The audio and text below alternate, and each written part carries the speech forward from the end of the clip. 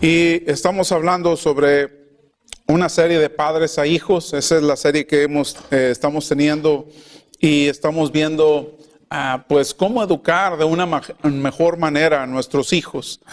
Y bueno, bienvenidos a todos los que nos ven en línea y es un placer poder compartir con ustedes este mensaje. Y nuestro tema es firmeza en la crianza de los hijos. ¿Cuántos para ustedes, hermanos, ha sido difícil? Levante su mano. ¿Cuántos para ustedes ha sido difícil crear y educar a sus hijos? Levante su mano. La mayoría. Es cierto. No es una tarea fácil. No es fácil educar a nuestros hijos. No es fácil ser papá o ser mamá. Una cosa, decía mi abuela, es ver a los toros torear allá abajo y otra cosa ver los toros torear desde las gradas. Es una gran diferencia. Muchas veces cuando no tenemos familia o muchas veces cuando vemos las otras familias, decimos, es que le debería ser así, asá y de esta manera y sacamos todas las recetas. Pero cuando se trata de nosotros, el toro nos cuerna. ¿Sí se fija? Entonces, nuestro tema de ahora es firmeza en la crianza de los hijos. Vamos a inclinar nuestros rostros y vamos a hacer una oración. Bendito Padre, que moras en el reino de los cielos, gracias por la oportunidad que nos das de hablar de ti.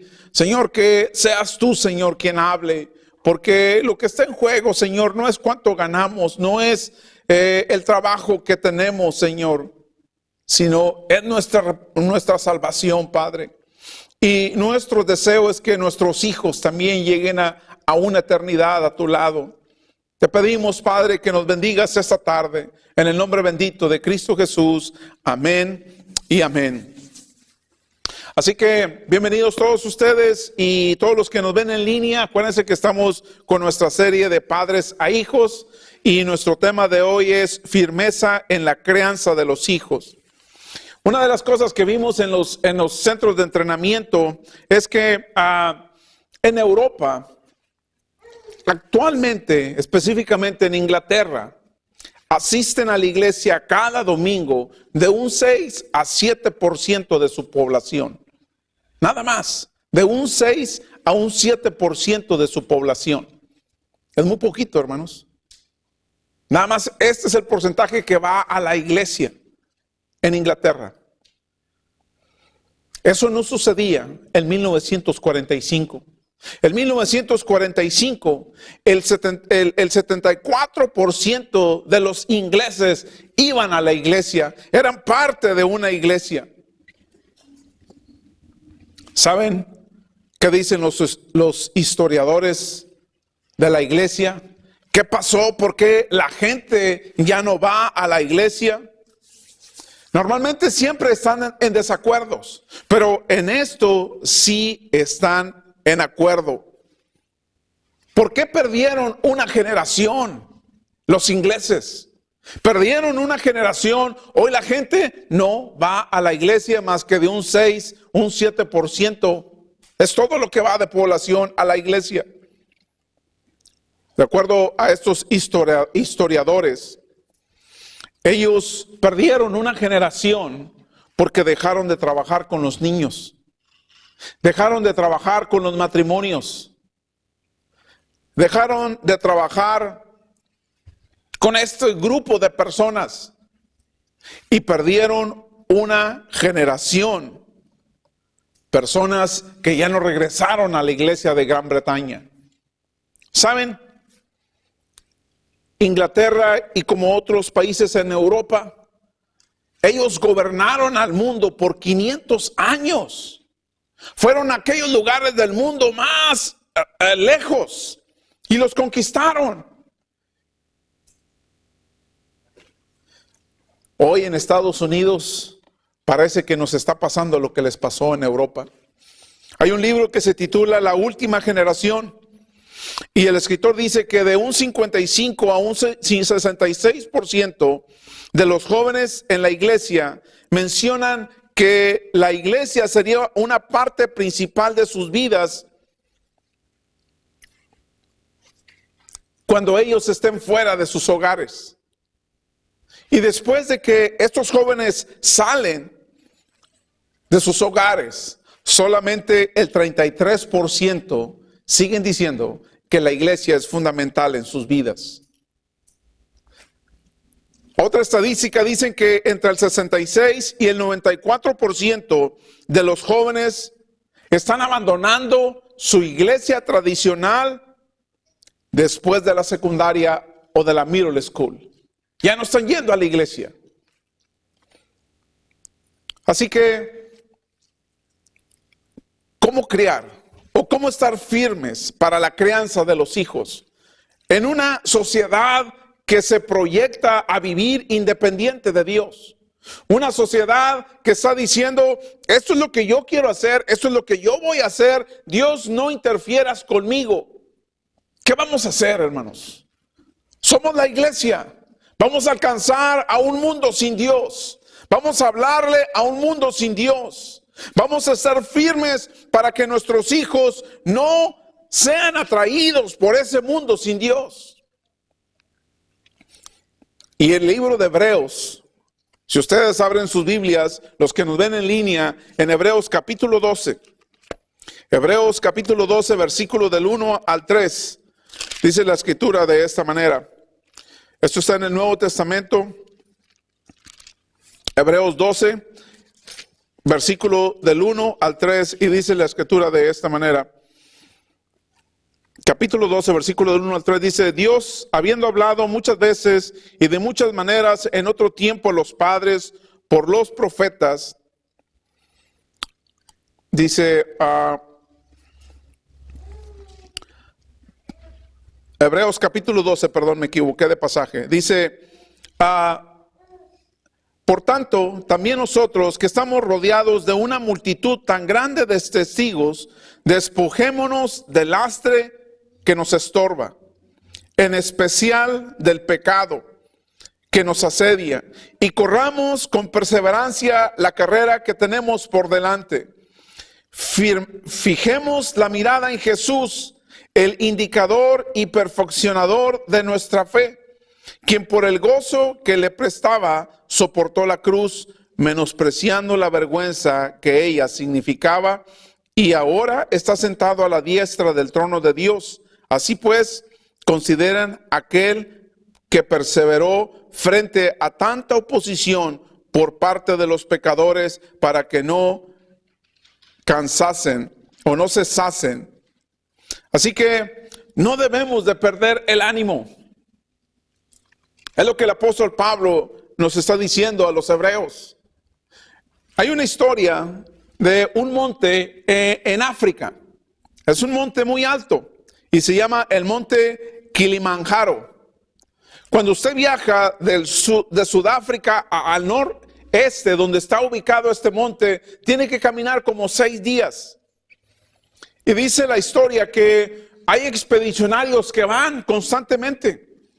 Pero hay una razón por la cual estos expedicionarios se regresan. Y la razón por la cual ellos se regresan es cuando miran unas nubes alrededor de esta montaña.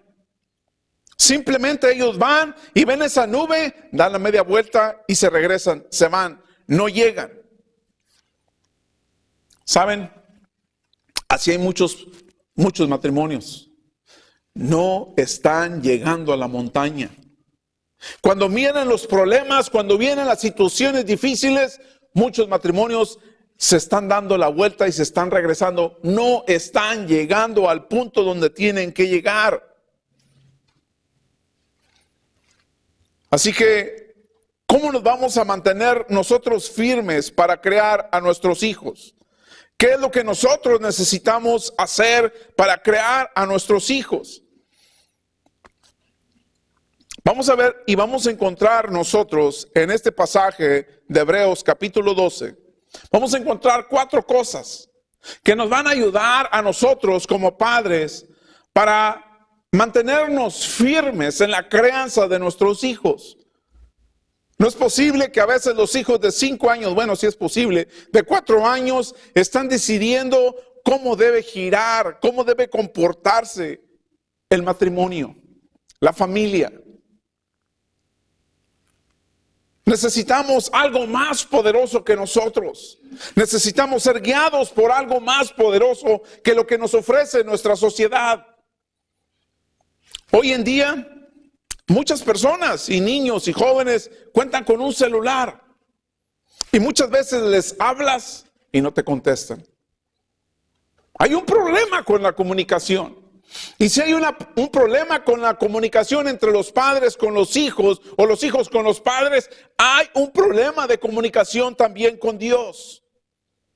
Así que, ¿cómo mantenernos firmes para la crianza de nuestros hijos? Yo le digo muchas veces a los padres, así como usted viene cuando usted quiere y va a su iglesia y llega a la hora que quiera a la iglesia y si no quiere no va, es exactamente lo que usted le está enseñando a sus hijos. Así van a ser ellos. Así que, ¿qué aprendemos nosotros de Hebreos capítulo 12? La primera cosa que nosotros aprendemos de Hebreos para mantenernos firmes en la crianza de nuestros hijos es que debemos mantenernos enfocados en las prioridades de la familia. Hebreos capítulo 12, versículo 3 dice: no se cansen ni pierdan el ánimo. Hay muchas familias cansadas, desanimadas, que han perdido el ánimo.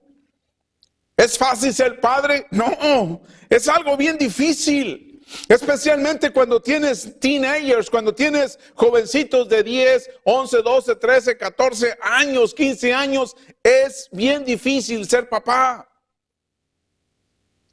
Le digo a algunos matrimonios, en realidad su tormento no ha despertado. Tiene niños de 5 años y ya no hayan la puerta. Déjelos que crezcan, señora. Va a ver la situación en la que va a estar. Así que padres, no se desanimen. ¿Qué es lo más difícil de hacer como padres? Hay una pregunta muy importante, padres, para los que nos ven en línea. ¿Dónde estoy invirtiendo más mi tiempo? Donde usted invierta más su tiempo, realmente ahí es donde tú estás enfocada o enfocado. Si usted invierte más su tiempo en el Facebook o en el Twitter o en ese tipo de tecnología, no es mala, pero si tú inviertes más tiempo en esto, ahí es donde está tu prioridad. Ahí es donde tú estás enfocada y enfocado. Entonces, no se pregunte por qué sus hijos están reaccionando como están reaccionando. Son niños de 5, de 7, 8 años. La segunda cosa que nosotros aprendemos de Hebreos capítulo 12, en la crianza firme de los hijos, tenemos que ser capaces de desarrollar el valor de cambiar tú primero y luego después tus hijos. ¿Saben? Como padres muchas veces queremos que nuestros hijos cambien a la primera orden que damos. Ya te dije que lo tienes que hacer. Y a veces, ¿verdad? Es justificable el regaño. Pero acuérdese, cada vez que usted le diga a su hijo por esto y por lo otro y por lo demás, tú le indicas con un dedo y le señalas con un dedo. Pero ¿cuántos están en dirección hacia mí? 1, 2, 3 dedos. Cuando vas con tu cónyuge y le dices, es que tú, por tu culpa, y acuérdese, cada vez que haga, acuérdese de esto, es natural que lo hagamos. Acuérdese, hay 1, 2, 3 dedos que te están diciendo a ti, el que tiene que cambiar eres tú. Pero nosotros queremos empezar por lo más, quizás más sencillo. Quiero que cambien los demás y yo no cambio. Muchas personas, muchas parejas se están desanimando y están perdiendo el ánimo. Fíjese lo que dice Primera de Timoteo capítulo 4 versículo 16. Ten cuidado de tu conducta y luego de tu enseñanza. Muchas veces decimos cosas, pero no las hacemos. ¿En qué están enfocados nuestros hijos? Están enfocados en las dos cosas. Si solamente yo digo las cosas, pero no las hago, entonces no hay integridad en mí. Y eso es lo que yo les estoy transmitiendo a mis hijos. Eso es lo que yo les voy a enseñar a mis hijos. Pero hay algo muy importante. Hay muchos cristianos que son seguidores de Jesús, pero se están descuidando. Están dando todo lo que tienen a los demás y se están quedando vacíos. Se están quedando sin nada. Le dan todo lo que tienen a su trabajo, toda su energía, toda su juventud, y tienen hasta 2 trabajos. Pastor, no puedo comprometerme en la iglesia o en la iglesia donde voy porque no tengo tiempo. Estás agotado, papá. Mamá, estás frita. Ya perdiste. Si no tienes tiempo para Dios, básicamente tienes un alma hueca. No tienes nada que ofrecer a los demás. El amor de Dios está aquí, está a nuestro alcance. Pero es una decisión de usted tomar ese amor de Dios. ¿Saben? Cuando entramos en ese momento de crisis en nuestra vida, cuando estás cansado, estás derrotado, hay momentos de crisis en nuestra vida. Y esos momentos de crisis en nuestra vida, muchas veces nosotros o las personas te das cuenta que no está funcionando bien mi vida. No están funcionando bien mis hijos. No está funcionando bien mi matrimonio. ¿Por qué? Porque hay una crisis en tu vida. Y la crisis es muy simple. Es una relación con Dios. ¿Saben? Se necesita tiempo para tener una relación efectiva con el Señor. ¿Qué sucede con muchas parejas recién casadas? Le abres la puerta, honey, que no toques ni el piso, casi le quieres poner la alfombra roja. ¿Y qué sucede después del año? Ya se te olvidó que no, tú me abrías la puerta. Digo, porque a mí me lo han dicho, ¿verdad? Mi esposa me lo ha dicho y sí se me olvida. ¿Qué sucedió con ese amor ferviente con el que te casas? ¿Saben? Muchas parejas después de años, su relación es un simple negocio. Los hijos, el aspecto financiero, es un simple negocio, hermanos. Y sabe lo más triste de la pintura, de la fotografía, los que nos ven en línea, los hijos lo entienden. Y normalmente estas son las parejas que tienen tantos problemas para ponerse de acuerdo financieramente y en muchos otros aspectos de su vida. Cuando usted entra en una crisis en su vida, hágase preguntas. Pastor, pero ¿cómo lo voy a hacer? Sí, hágase preguntas.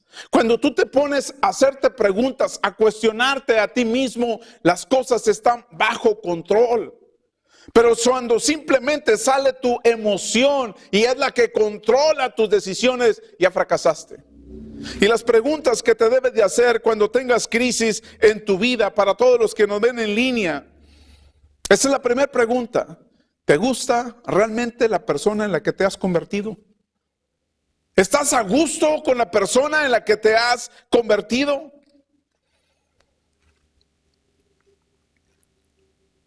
Hay muchas personas que viven solas y solos. Están en una crisis en su vida emocional. No me gusta, no quiero la persona que está viviendo, pero saben, no lo determines cuando estés en esa crisis emocional, porque no te va a gustar quién eres. Cuando usted se haga esa pregunta es cuando debes de estar más en calma. La segunda pregunta que te debes de hacer: ¿mi corazón para Dios está creciendo o se está hundiendo? ¿Está creciendo tu corazón o se está haciendo más pequeño?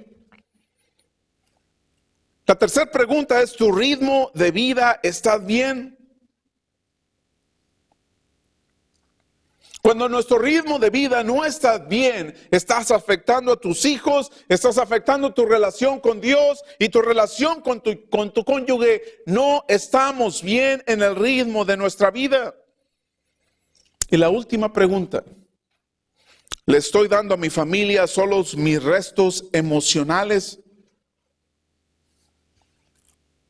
Hay momentos en la vida cuando nuestras emociones están fritas, por ahí como dicen esta expresión, cuando han abusado de sus dones,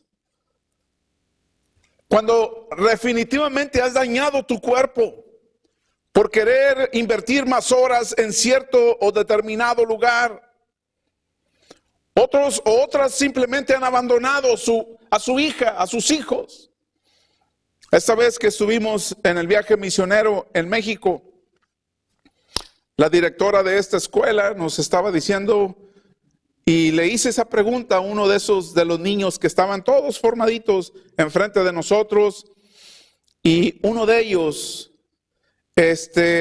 cuando andábamos jugando soccer, uno de esos niños, el más pequeño, yo veía que no tenía miedo. Y se metía contra los grandes y le pegaba la pelota, pero sabía cuidarse. Y me causó curiosidad, y cuando estaban todos los niños formados, le pregunté a la maestra, maestra, miro esas cosas en este niño. Y ella me dijo, ese niño, dice, vive con su abuelita. Fue abandonado por sus padres. Este niño ya ni las obras emocionales de sus padres le dejaron. Estas son las preguntas que usted debe de hacerse para analizarse, cuestionarse a usted mismo.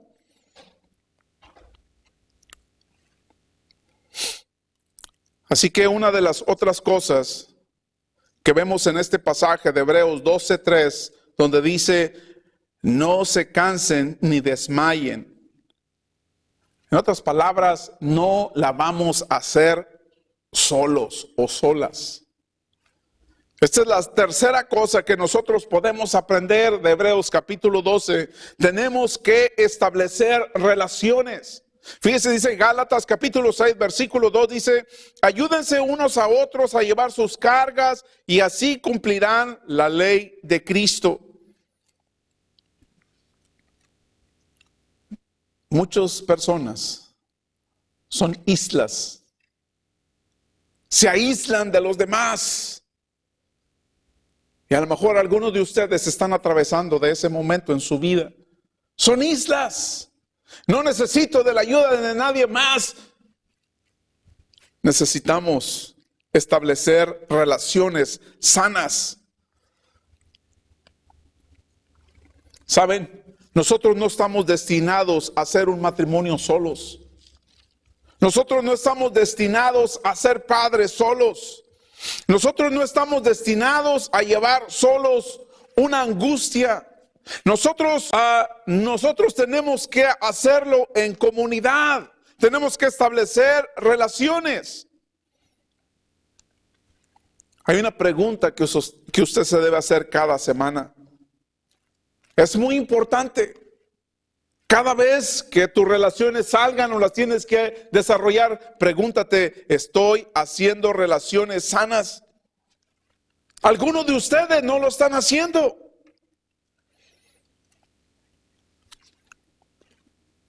¿Por qué? Porque tenemos que tener a nuestro alrededor personas que me inspiren a hacer las cosas correctas.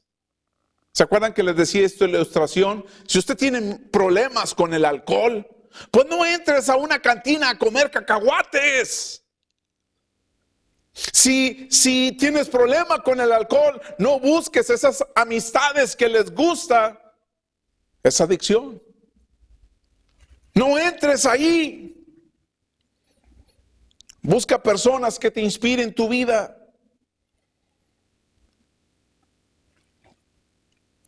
Y la última cosa que nosotros podemos encontrar en este pasaje de Hebreos capítulo 12, en cuanto a la firmeza en la crianza de nuestros hijos, para poder llegar a esa montaña, a ese monte en África, necesitamos tener una perspectiva eterna.